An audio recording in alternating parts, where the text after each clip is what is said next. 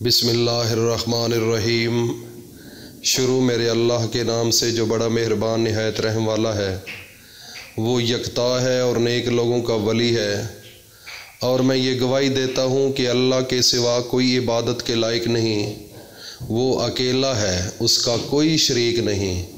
اور میں یہ بھی گواہی دیتا ہوں کہ حضرت محمد الرسول اللہ صلی اللہ علیہ وآلہ وسلم اللہ کے بندے، اس کے رسول اور آخری نبی ہیں۔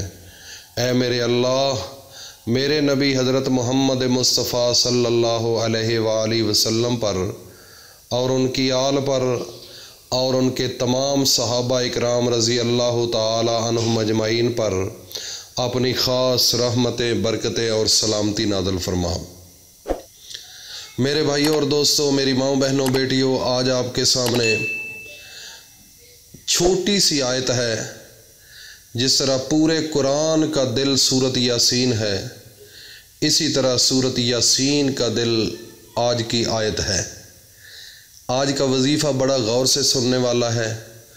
اگر آپ نے اس وظیفے کو صدق دل کے ساتھ، یکسوئی کے ساتھ اور کامل یقین اور ایمان کے ساتھ اس کو سن لیا تو سمجھ لینا کہ آج سے آپ کی زندگی کے حالات بدل گئے ہیں، آج سے آپ کے مقدر بدل گئے ہیں، آج سے آپ کے نصیب کو اللہ نے بدل دیا ہے۔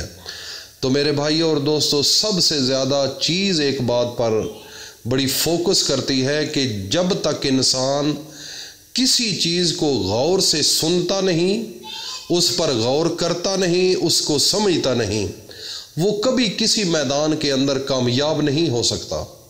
کوئی دنیا کے اندر فیلڈ لے لو، ٹیکنالوجی کی لے لو، میڈیکل کی لے لو، اور کافی ایکس وائی زیڈ، کافی ایسے شعبے ہیں، جب تک اس کی بریک بینی تک نہیں جاؤ گے، اس کی تہ تک نہیں جاؤ گے تو کبھی آپ کو اس میں فائدہ نہیں ملے گا اور نہ کامیاب ہوں گے۔ فرض کیا ایک دودھ لے لو۔ قرآن کے اندر 14ویں سپارے کے اندر اللہ نے کھلے لفظوں میں لکھا ہے کہ اے انسان ذرا غور تو کر، ان العبرہ۔ قرآن کے اندر ایک ایسی چھوٹی سی یہ آیت ہے، اللہ فرماتا ہے کہ اس کے اندر مسلمانوں کے لیے عبرت ہے، سبق ہے، لیکن سبق تو ان کے لیے ہے نا جو سمجھنے والے ہیں، عبرت تو ان کے لیے ہے نا جو غور کرنے والے ہیں، سوچنے والے ہیں، سمجھنے والے ہیں۔ جس نے غور نہیں کرنا، جس نے سوچنا نہیں، تو اس کے لیے عبرت کیسے بن سکتی ہے؟ اپنا گھر ہی لے لیں۔ آپ کے گھر کے اندر اگر آپ پوری توجہ نہیں دیں گے تو آپ کا گھر ختم ہو جائے گا، تباہ و برباد ہو جائے گا۔ تو اسی طرح اللہ قرآن کے اندر فرماتا ہے کہ اے انسان، آپ کے گھر کے اندر چار دیواری کے اندر آپ نے بھینس رکھی ہوئی ہے، کوئی بھی چوپایا ہے، گائے ہے، بکری ہے، تو سارا دن آپ اس کو چارہ ڈالتے ہو، اس کو پانی پلاتے ہو، اس کی غذا ہے یہ۔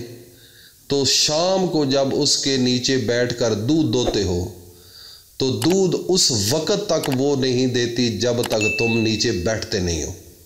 وہ آپ کی امانت کو ضائع نہیں کرتی، وہ آپ کی امانت کو پیٹ کے اندر سما کر رکھتی ہے۔ وہ آپ کے لیے ہے اور کسی کے لیے نہیں ہے۔ آپ نے سارا دن اس کو پانی پلایا، اس کو گھاس کھلایا، اس کی خوراک تھی، اور وہ امانت سارا دن اللہ نے جو اس کے پیٹ کے اندر رکھی ہے وہ اس وقت تک نہیں آپ کو مل سکتی جب تک آپ اس کے نیچے بیٹھ کر اس کو ہاتھ نہیں لگائیں گے، اس کے تھنوں کو۔ تو جب وہ آپ کو امانت دیتی ہے تو اے انسان، اے میرا بندہ، ذرا سوچ تو صحیح پینے سے پہلے کہ یہ کہاں سے آیا، یہ کس نے دیا، یہ کیسے آیا؟ بات تو سوچنے والی ہے۔ تو سارا دن آپ پانی پلاتے رہے ہو، گھاس سبز رنگ کا کھلاتے رہے ہو، چارہ اس کو کھلاتے رہے ہو، لیکن اپنے پانی کا رنگ دیکھ لو اور میری نعمت کو دیکھ لو، اور اپنے گھاس کی رنگت کو دیکھ لو تو میرے دودھ کی رنگت کو دیکھ لو۔ اگر اس کے جسم کے اندر آپ غور کر لیں، اس کے جسم کے اندر خون کی نالیاں ہیں، اس کے جسم کے اندر گوبر ہے۔ قرآن کہتا ہے نا، نسقیکم مما فی بطونہ من بین فرث ودم لبنا خالصا، اللہ فرماتا ہے کہ اے انسان، اس کے پیٹ کے اندر خون بھی ہے، گوبر بھی ہے، وہ سب چیزیں اس وجود کے اندر ہے، لیکن جو دودھ پیتے ہو اس کی رنگت کا موازنہ کرو، خون کے ساتھ ملاؤ، کیا ملتا ہے؟